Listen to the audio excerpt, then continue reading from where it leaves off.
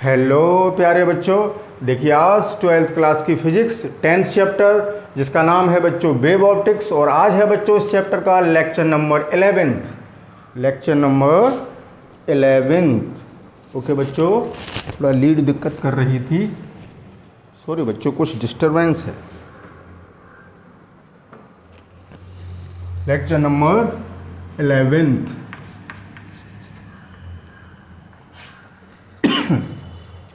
तो बच्चों जैसा कि आपने 10th लेक्चर देखा, हम क्या कर रहे हैं बच्चों, इस चैप्टर की न्यूमेरिकल प्रॉब्लम्स जो व्यतकरण की घटना संबंधी हैं, तो आंकिक प्रश्न। तो बच्चों कॉपी लेके, किताब कौन सी, एनसीईआरटी की टेक्स्ट बुक और बॉल पेन लेके बैठिए, वीडियो को पॉज करके अपनी नोटबुक ले आइए, कॉपी ले आइए, बॉल पेन ले आइए बच्चों।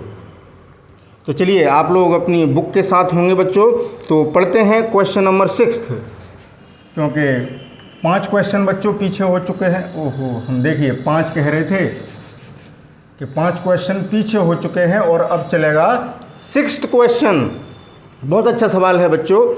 यंग के द्विध्रुवी प्रयोग में, यानी यंग्स डबल स्लिट एक्सपेरिमेंट की बात हो रही है बच्चों, व्यतकरण फ्रिंजों को प्राप्त करने के लिए 650 नैनोमीटर और 520 नैनोमीटर तरंग दैर्ध्यों के प्रकाश पुंज का उपयोग किया गया। यानी हमने 2 तरीके के प्रकाश यूज़ किए हैं। जैसे एक है 650 नैनोमीटर, इसको बच्चों मैं लैम्बडा 1 मान लेता हूँ, और एक प्रयुक्त किया है लैम्बडा 2, दूसरा प्रकाश जिसकी वेवलेंथ, जिसकी तरंग दैर्ध्य वेवलेंथ 520 नैनोमीटर है बच्चों। तो एक 650 नैनोमीटर का प्रकाश है और एक 520 नैनोमीटर का प्रकाश है बच्चों, ठीक है। तो फर्स्ट पार्ट में क्या कह रहा है कि 650 नैनोमीटर तरंग दैर्ध्य के लिए, यानी अब हमें कौन से की बात करनी है, 650। तो लैम्बडा कितना लेना है, 650 नैनोमीटर, ठीक है बच्चों। 650 नैनोमीटर का प्रकाश प्रयुक्त करके तीसरे दीप्त फ्रिंज की केंद्रीय उच्चिष्ट से दूरी ज्ञात कीजिए। तो बच्चों केंद्रीय उच्चिष्ट जो कह रहा है, इसका मतलब केंद्रीय दीप्त फ्रिंज से मतलब है। उच्चिष्ट का मतलब वहाँ तीव्रता उच्चतम होती है सेंटर पर, वहाँ दीप्त फ्रिंज मिलती है। तो सेंट्रल फ्रिंज को हमने क्या नाम दिया है, केंद्रीय उच्चिष्ट। वहाँ से तीसरी दीप्त फ्रिंज की दूरी पूछी है, यानी थर्ड ब्राइट फ्रिंज निकालनी है। कौन सी बच्चों, कि तीसरी फ्रिंज पर्दे पर कितनी दूर होगी, तीसरी दीप्त फ्रिंज पर्दे पर कितनी दूरी पर होगी, कहाँ से, सेंट्रल फ्रिंज से। क्योंकि आपको पता है बच्चों, जैसे व्यतकरण प्रतिरूप होता है, यहाँ सेंट्रल फ्रिंज मिलती है, फिर यहाँ डिफरेंट फ्रिंज मिलती हैं, पता है आपको। तो यहाँ से तीसरी फ्रिंज मान लो ये दीप्त, फिर दीप्त अदीप्त, दीप्त अदीप्त, ऐसे करके तीसरी यानी Y3 निकालनी है जहाँ भी बन रही हो। ध्यान आ गया आपको कुछ बच्चों, ये S1 S2, तो यहाँ से Y3 कैलकुलेट करनी है कि तीसरी दीप्त फ्रिंज कहाँ बन रही है। क्लियर। मैंने यहाँ एग्जैक्ट फिगर नहीं बनाया बच्चों, फिर आप कहें कि सर ये आपने क्या कर दिया। जैसे ये ब्राइट, ये डार्क, फिर ये ब्राइट, फिर ये डार्क, फिर ये ब्राइट। तो बच्चों ये 0 ऑर्डर की हुई, ये पहली ब्राइट, ये दूसरी ब्राइट, फिर आ गई तीसरी ब्राइट, यानी ये डिस्टेंस हमें निकालनी है बच्चों। चलो मैं बना ही देता हूँ, जिससे आपको क्वेश्चन की जो मंशा है, क्वेश्चन हमसे क्या चाह रहा है, वो स्थिति आपको क्लियर हो जाए। तो अब समझ गए होंगे हमें क्या कैलकुलेट करना है, सेंट्रल फ्रिंज से यानी केंद्रीय उच्चिष्ट से तीसरी दीप्त फ्रिंज की दूरी। और बच्चों एनवी दीप्त फ्रिंज की दूरी का क्या सूत्र है, YN बराबर n lambda d upon 2d। Sorry बच्चों, मैंने 2d के टर्म्स में याद किया है, आपको ये याद करना है दोनों स्लिट्स के बीच की जो दूरी है वो कितनी मानी है, d, और पर्दे तक की दूरी कैपिटल D होती है। यही तो है बच्चों, सिचुएशन क्लियर है आपके सामने। अब तीसरी की निकालनी है, तो n रखेंगे 3, लैम्बडा कितना रखोगे बच्चों, 650 नैनोमीटर। इसको किस में कन्वर्ट कर लें, मीटर में। तो कितना आ गया, 650 × 10⁻9 मीटर। डी कितना रखेंगे, डी कितना रखेंगे, पर्दे की दूरी। आगे पूरा सवाल नहीं पढ़ा बच्चों हमने, आगे और दिया होगा। आगे कह रहा है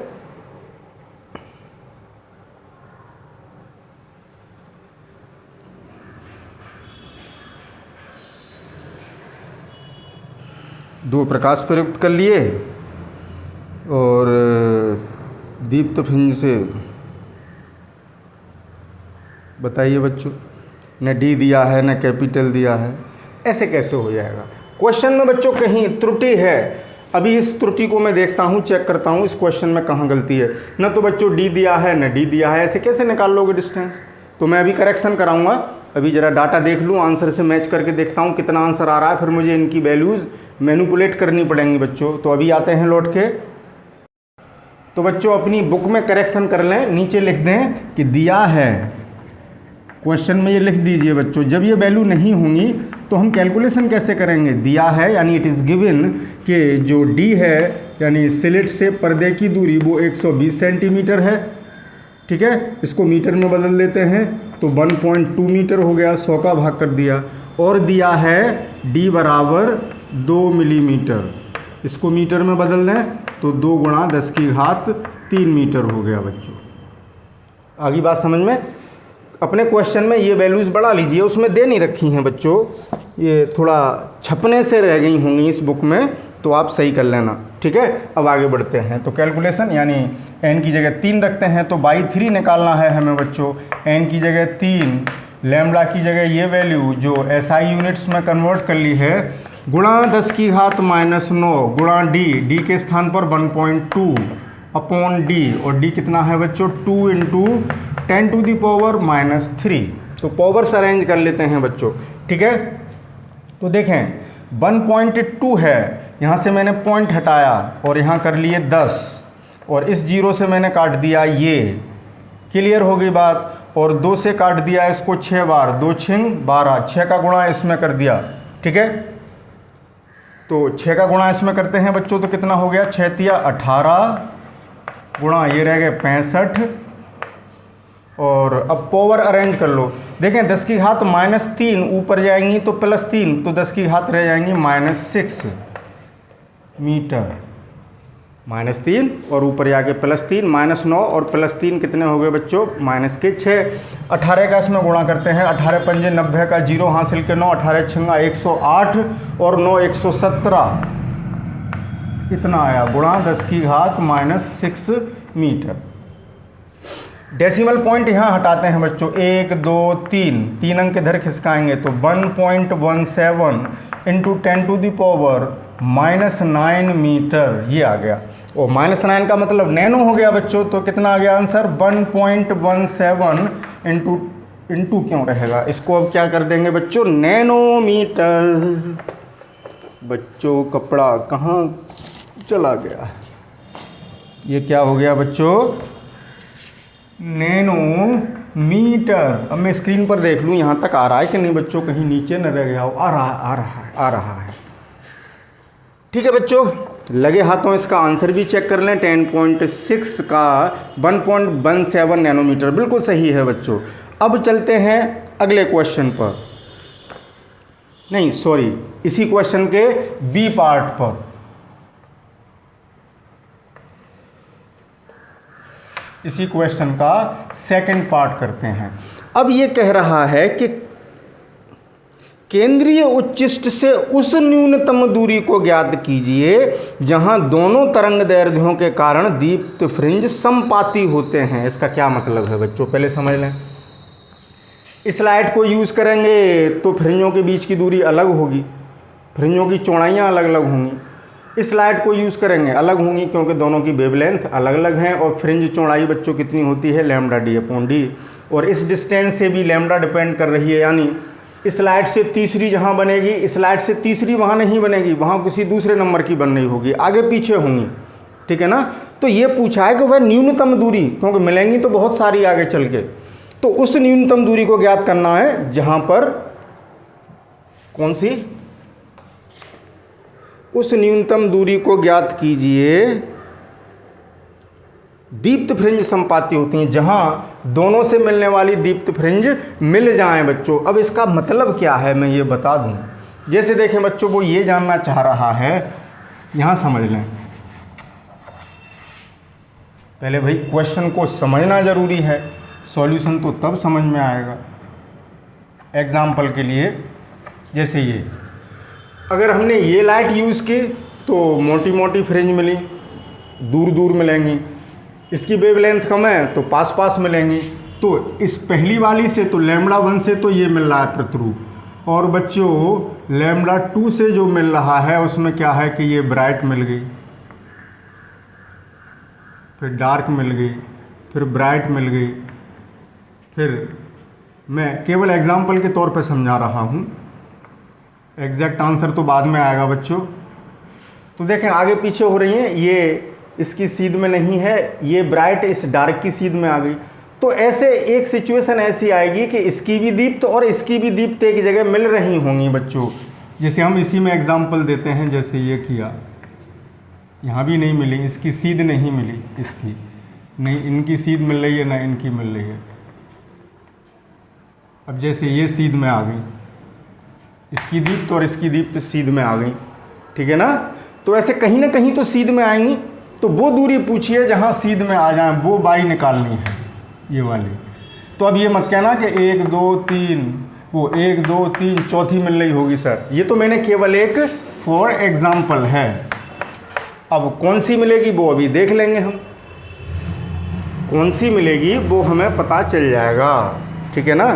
कहने का मतलब ये है बच्चों, यहाँ ये क्या कहना चाह रहा है पहले समझ लें कि जैसे हमने ये लाइन खींची बच्चों, जैसे ये 1-1 सेंटीमीटर पर बराबर दूरी पर ये फ्रिंज हैं मान लो,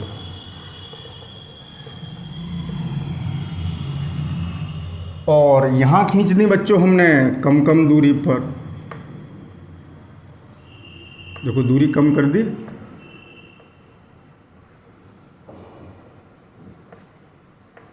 तो ऐसे आप लाइन खींच के देखना, बराबर दूरी पर कम कम करके देखो, इनको आगे पीछे कर लेना, ठीक है। ये सीध में नहीं है बच्चों, ना ये सीध में है, ना ये सीध में है, ना ये सीध में है, ना ये सीध में है, ना ये। अब देखो ये सीध में मिल गई, ये वाली। आगे पीछे होने के बावजूद एक सिचुएशन ऐसी आती है कि अलग अलग अंतराल से खिंची हुई रेखाएं भी एक जगह जाकर के मिल जाती हैं। ये मिल गई, फिर आगे भी कहीं मिलेंगी, आगे भी कहीं मिलेंगी, जैसे ये मिल गई, फिर आगे भी कहीं मिलेंगी। तो यहाँ से जैसे अगर ये सेंट्रल फ्रिंज है तो ये दूरी देखो मिली तो यहाँ भी, और मिलेंगी आगे भी कहीं कोई सी 2 ब्राइट फ्रिंज। लेकिन वो दूरी पूछिए जहाँ सबसे कम दूरी पर मिल रही है, यानी ये दूरी निकालनी है बच्चों। बात समझ गए? तो अब क्वेश्चन करते हैं। उम्मीद है कि आपको क्वेश्चन समझ में आ गया होगा कि वह न्यूनतम दूरी जहाँ जहाँ दोनों से प्राप्त दीप्त फ्रिंजें संपाती होंगी, यानी एक सीध में मिल जाएंगी, ओवरलैप करेंगे। तो देखें बच्चों, पहले फर्स्ट केस से देखते हैं। तो पहले केस से हम ऐसे कर लेते हैं, एक का इधर, चलो पहले केस से देखो बच्चों, मान लो पहले वाले की N1 और दूसरे वाले की N2 ये मिल जाती हैं। अब जैसे बराबर थोड़ी होंगे बच्चों, जैसे ये रेखा थी, जैसे इसको 0 माने, 0 1 2 3 इसकी थर्ड, और इसकी 0 1 2 3 4 5 6 इसकी थर्ड, और इसकी 6 मिली हैं। तो अलग अलग नंबर की मिलेंगी। तीसरी से नहीं मिल रही, तीसरी हो सकता है 5वीं से मिले, या तीसरी 6ठी से मिले, या चौथी और 5वीं मिल जाएं, या चौथी और 7वीं मिल जाएं, या 6ठी और 7वीं मिल जाएं, 6ठी और 8वीं मिल जाएं, कोई सी 2 कहीं ना कहीं तो मिलेंगी सबसे पहले। तो इसकी N1 किसकी, जहाँ तरंगदैर्घ्य λ1 ले रहे हैं, और जहाँ तरंगदैर्घ्य λ2 ले रहे हैं उसकी λ2v एक दूसरे से संपाती होती हैं। इस लाइन को लिख लेंगे। माना λ1 तरंगदैर्घ्य का प्रकाश प्रयुक्त करने पर N1v तथा λ2 तरंगदैर्घ्य का प्रकाश प्रयुक्त करने पर N2v दीप्त फ्रिंज एक दूसरे के संपाती होती हैं। तो अब λ1 है कितना बच्चों, 650 नैनोमीटर। यही तो था, इसको मीटर में बदल लो, 650 गुणा 10 की घात -9 मीटर। और λ2 कितना था बच्चों, 520 नैनोमीटर। इसको कन्वर्ट कर लिया मीटर में तो -9 मीटर। अब इसकी n1 भी मिल रही है बच्चों, तो n1 तक की दूरी कितनी होगी, यानी इसका मतलब क्या हुआ कि इसकी n1वीं की दूरी और इसकी n2 की दूरी बराबर हैं, यानी जितनी दूर इससे n1 में बन रही है उतनी ही दूर यहाँ से n2 भी मिल रही है λ2 वाले की, तो दोनों एक ही जगह आ जाएंगी। क्लियर। तो बाई n1 बराबर बाई n2। अब यहाँ से बाई n1 कितना लिखोगे बच्चों, n1 λ1, d और d तो एक से रहेंगे, कोई मतलब ही नहीं है, ये हम चेंज नहीं कर रहे हैं, ना ये दूरी चेंज कर रहे हैं ना ये दूरी चेंज कर रहे हैं, बराबर n2 λ2 d बटे d। इससे क्या मिला कि n1 λ1 बराबर n2 λ2। और λ1 कितना है बच्चों, अब यहाँ देखिए रेशियो आ गया तो इनको बदलना ज़रूरी नहीं था, तो यही वैल्यू रख लेते हैं। देखो अगर ये वैल्यू भी रखते हो तो ये और ये कट जाएंगे ना, रेशियो है, रेशियो में यूनिट से कोई मतलब नहीं है। तो यहाँ कितना हो गया, n1 × 650 बराबर n2 × λ2 520। 0 से 0 कट गए बच्चों, 0 से 0, और 13 पंजे 65 और 13 चौक 52। कंडीशन क्या आ गई बच्चों कि 5n1 बराबर 4n2। तो n1 n2 के ऐसे मान हमें निकालने हैं अब जो इस समीकरण को संतुष्ट कर रहे हों, तो हमें ये पता लग जाएगा कि कौन कौन सी दीप्त फ्रिंज एक दूसरे के संपाती हैं, ओवरलैप कर रही हैं, कोइंसाइड कर रही हैं। तो बच्चों हिट एंड ट्रायल मेथड अपनाते हैं। देखें बच्चों, उदाहरण के लिए मैं मान लेता हूं कि n1 1 है तो यहाँ 5 मिलेगा, तो इधर भी 5 आना चाहिए, और 4 के पहाड़े में ऐसी संख्या नहीं आएगी, यहाँ कोई गुणा करना पड़ेगा ना।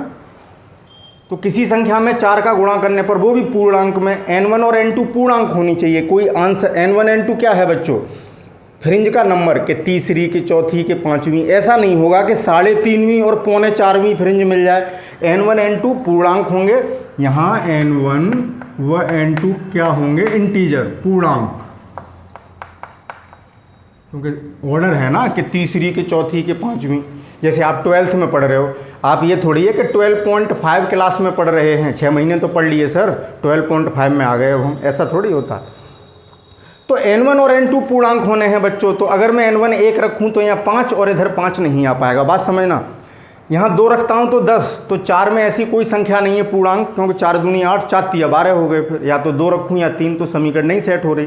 3 रखता हूँ तो 15 हो गए, तो 15 होते ही फिर 4 की टेबल में 15 नहीं आते, यानी 4 में किसी पूर्णांक का गुणा करने पर 15 नहीं मिलेगा।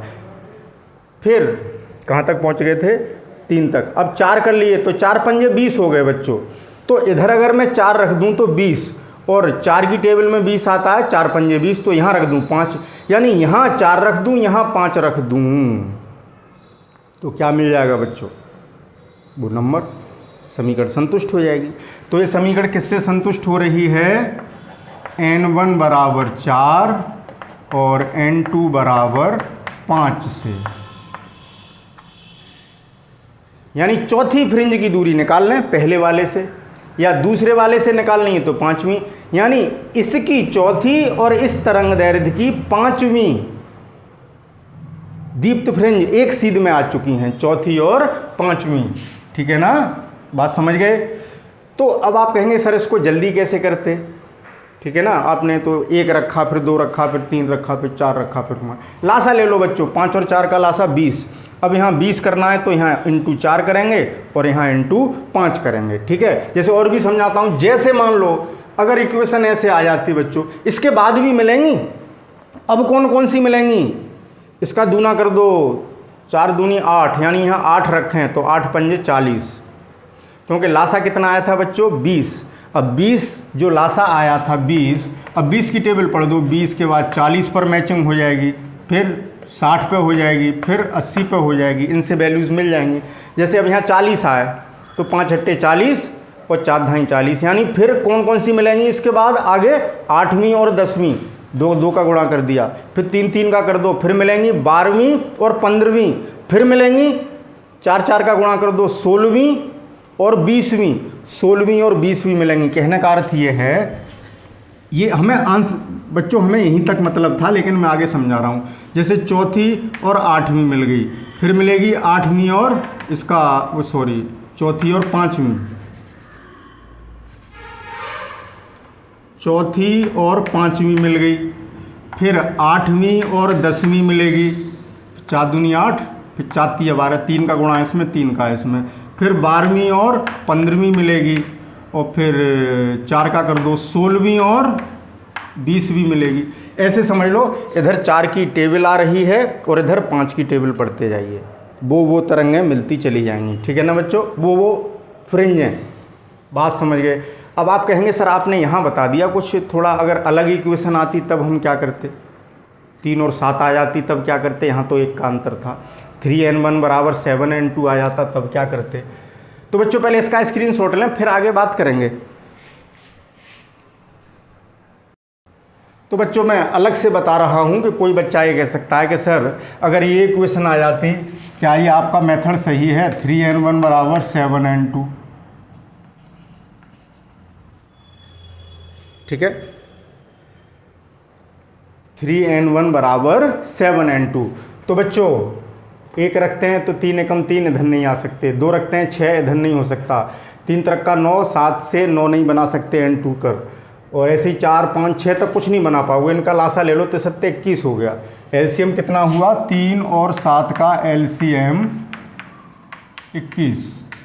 तो क्या हो गया बच्चों, यहाँ 21 करना है तो n1 होना चाहिए 7 और n2 होना चाहिए 3, यानी इसकी 7वीं और तीसरी मिलेगी। फिर इनका टेबल लिख दो बच्चों।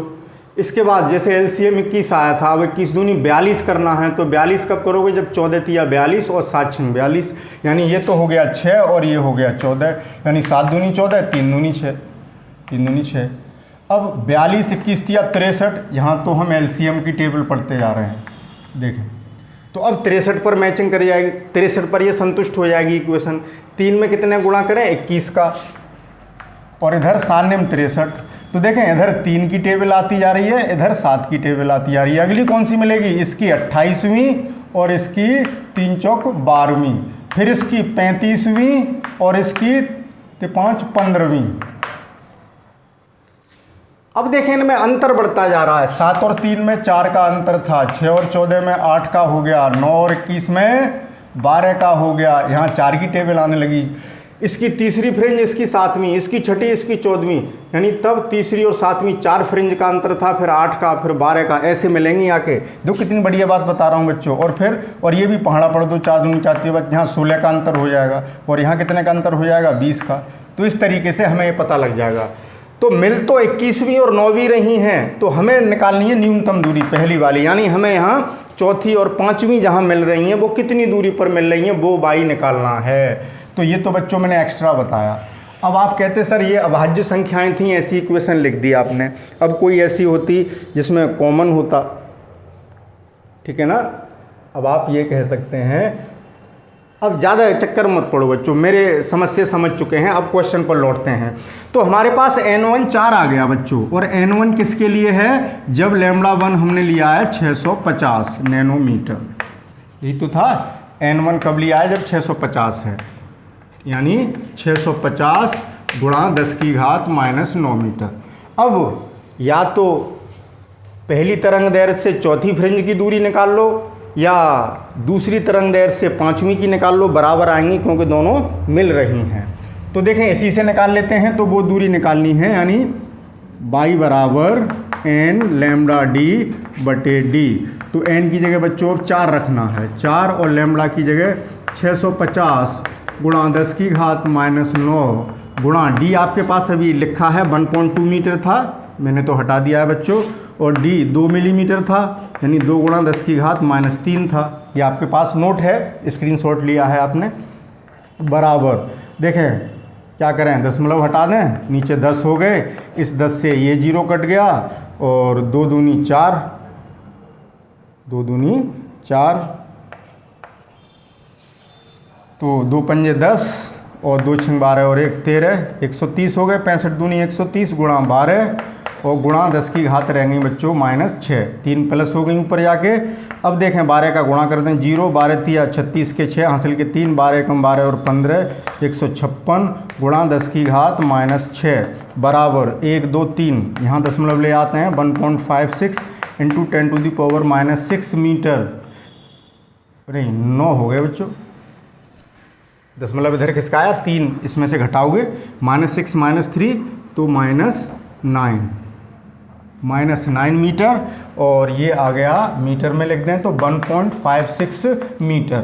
यानी पर्दे से यहाँ से 1.56 मीटर दूर दोनों दीप्त फ्रेंजें मिल रही होंगी, पहली की चौथी और दूसरी वेवलेंथ की 5वीं। ओके बच्चों, उम्मीद है कि ये क्वेश्चन बहुत अच्छे तरीके से समझ में आया होगा। बच्चों मैंने तबीयत से समझाने की कोशिश की है मन लगा के, तभी आधे घंटे के आसपास हो गया होगा। न्यूमेरिकल 2 मिनट में हो जाता बच्चों, लेकिन आपको समझाना था। तो चलिए बच्चों इसका स्क्रीनशॉट लें और एक लाइन हम आपको सुनाएंगे, फिर उसके बाद अगला न्यूमेरिकल करेंगे।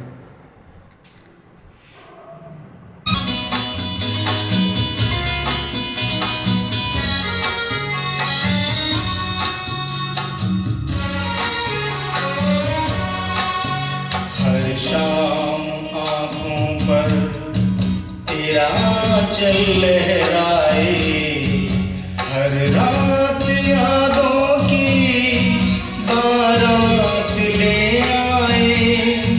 मैं सांस लेता हूँ तेरी खुशबू आती है, एक महका महका सा पैगाम लाती है। मेरे दिल की धड़कन भी तेरे गीत गाती है, पल पल दिल के पास तुम रहती हो।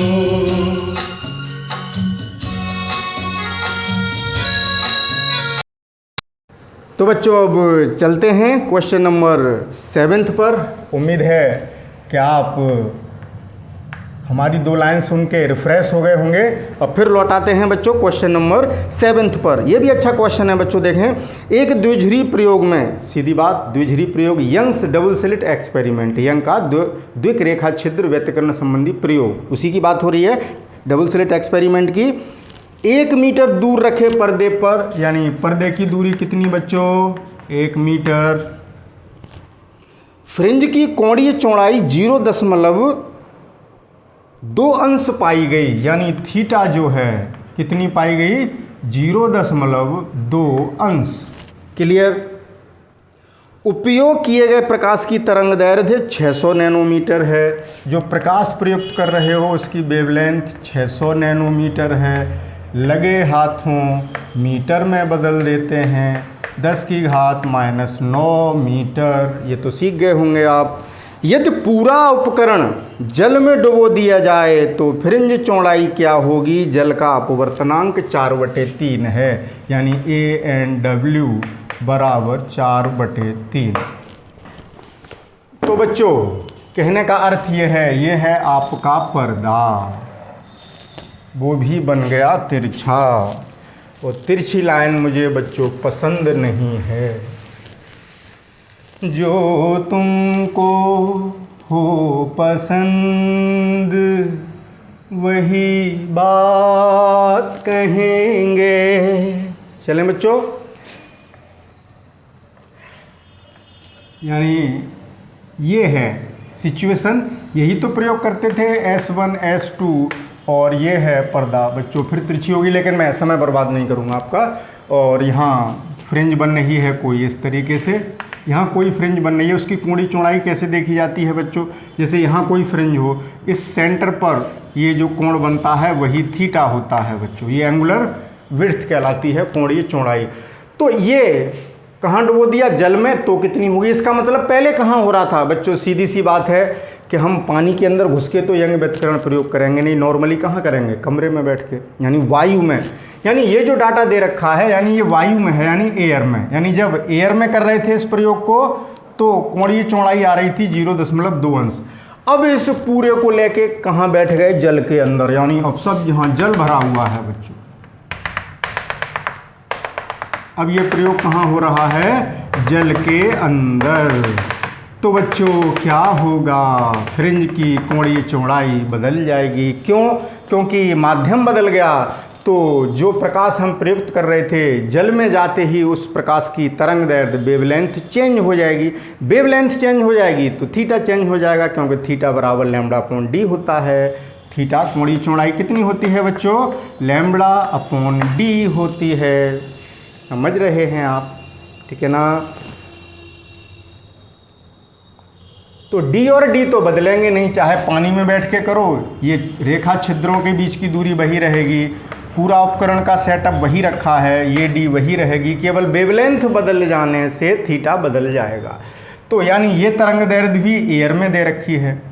तो बच्चों क्या हुआ, जब एयर में है तो कोई प्रॉब्लम नहीं है, जल में जाते ही अब कौन सी तरंग दैर्ध्य लगाएंगे आप? Lambda W. तो पहले लैम्बडा डब्ल्यू निकाल लें। आपको पता है कि अपवर्तनांक ए एन डब्ल्यू बराबर लैम्बडा ए बटे लैम्बडा डब्ल्यू। कैसे आया? आपको पता है कि 1n2 बराबर लैम्बडा 1 अपॉन लैम्बडा 2, पिछले लेक्चर में समझा दिया है। तो इस तरीके से ये आ गया। तो यहाँ लैम्बडा डब्ल्यू कितना आ गया, ये निकाल लें, lambda A upon A N W. तो लैम्बडा डब्ल्यू कितना हो गया बच्चों? और क्या दे रखा था? कुछ नहीं दे रखा था, कोई फर्क नहीं, हमें क्या मतलब है, डी तो सेम रहेगा। तो लैम्बडा डब्ल्यू कितना आ गया बच्चों? लैम्बडा ए कितना है? 600 नैनोमीटर ही रहने दो, नैनोमीटर में रेशियो ही तो निकालेंगे। 600 बटे ए एन डब्ल्यू 4/3, तो 4 3 6 18, 1800 बटे 4, जिसको लिख सकते हैं 900 बटे 2। मत लिखो, इतना ही रहने दो। कितना? नैनोमीटर। गुणा भाग सब एक साथ किया करेंगे। पता लगा अभी हमने भाग दे दिया और फिर गुणा करना पड़ रहा है। तो पूरी प्रक्रिया एट लास्ट जब न्यूमेरिकल अपने अंतिम पड़ाव पर हो, आंसर निकलने ही वाला हो, तब सारी कैलकुलेशन करेंगे। ये भी बच्चों समय की बचत करने की ट्रिक्स हैं कि यहीं करने लगे। अभी तो हमें और कैलकुलेशन करनी है ना। तो जैसे थीटा ए इस सूत्र से एयर में देखें बच्चों तो क्या हो जाएगा? लैम्बडा ए अपॉन डी। वाटर में देखेंगे तो क्या हो जाएगा? थीटा डब्ल्यू, तो लैम्बडा डब्ल्यू लगाएंगे, लैम्बडा डब्ल्यू अपॉन डी। चाहे हवा में बैठे हैं चाहे पानी के अंदर बैठ के इस प्रयोग को कर रहे हैं, इन दोनों रेखा छिद्रों के बीच की दूरी डी नहीं बदली है बच्चों। तो डी की जगह डी ही रहेगा। डिवाइड कर दीजिए इस इक्वेशन में इसका। तो theta W upon theta A बराबर थीटा डब्ल्यू पहले लिखेंगे, lambda W upon D upon theta A. Divide कर रहे हैं तो इनटू करके पलट के लिख दो, डी अपॉन लैम्बडा ए, डी से डी कैंसल, तो थीटा डब्ल्यू आ गया बच्चों लैम्बडा डब्ल्यू बटे लैम्बडा एयर इंटू थीटा ए। ऊपर चला गया गुणा में। अब वैल्यू पुट कर लें, आंसर आने ही वाला है। लैम्बडा डब्ल्यू 1800 बटे 4, लैम्बडा ए 600, ये नैनोमीटर में आया था उसको भी नैनोमीटर में रख रहे हैं। कितना? 600। और थीटा ए कितना था बच्चों? 0.2 अंश। ये तो अनुपात हो गया, कोई मात्रक ही नहीं रहा। ऊपर वेवलेंथ नीचे वेवलेंथ। अब देखें बच्चों, अब काट पीट कर लेते हैं, तब क्यों करते? 2 जीरो से 2 जीरो कट गए, 6 तिया 18, 3 बटे 4 और 3 का गुणा इसमें कर लो, तो 0.6 बटे 4, 4 का भाग इसमें दोगे तो 0.15, 15 चौका 60 होते हैं।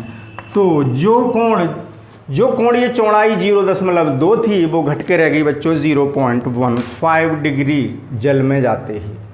ठीक है, तो बच्चों उम्मीद है कि ये क्वेश्चन समझ में आया होगा। तो बच्चों आज के लेक्चर में ये 2 ही न्यूमेरिकल कराए जाएंगे, क्योंकि अब आगे के न्यूमेरिकल उन घटनाओं पर आधारित हैं या उन टॉपिक्स पर आधारित हैं जो भी हमने पढ़ाई नहीं है। कल से अब नए टॉपिक शुरू हो रहे हैं, जब वो पूरे हो जाएंगे उनके न्यूमेरिकल्स करेंगे। तो अब तक हमने जितना पढ़ा था उस पर आधारित जितने भी न्यूमेरिकल्स थे तो ध्यान रखेंगे हमने कहाँ से कहाँ तक कर लिए। क्वेश्चन नंबर 10.1 से लेकर 10.7 तक कर लिए। अब इसके आगे के न्यूमेरिकल बच्चों आगे की थ्योरी पढ़ लीजिए, उसके बाद जो बच्चे खुचे हैं सब एक लेक्चर में कर देंगे। ठीक है बच्चों, ओके, मन लगा के पढ़िए, रिवीजन करते रहिए, अभ्यास करते रहिए बच्चों। एग्ज़ाम आपके कभी भी हो सकते हैं। अब भाई पूरी दुनिया इस महामारी से ग्रसित है, सभी परेशान हैं, आप परेशान हैं, मैं भी परेशान हूँ। मैं भी दुखी हूँ कि मैं अपने बच्चों के सामने रूबरू होकर नहीं पढ़ा पा रहा हूँ, ऑनलाइन पढ़ाना पड़ रहा है बच्चों। थोड़ी कुंठा हमें भी है, लेकिन बच्चों घर पर रहिए, सुरक्षित रहिए, ठीक है, और मन लगा के पढ़ते रहिए, अपना काम है वो करते रहिए। ओके, मिलते हैं कल नए टॉपिक के साथ। Okay, thank you for watching, best of luck.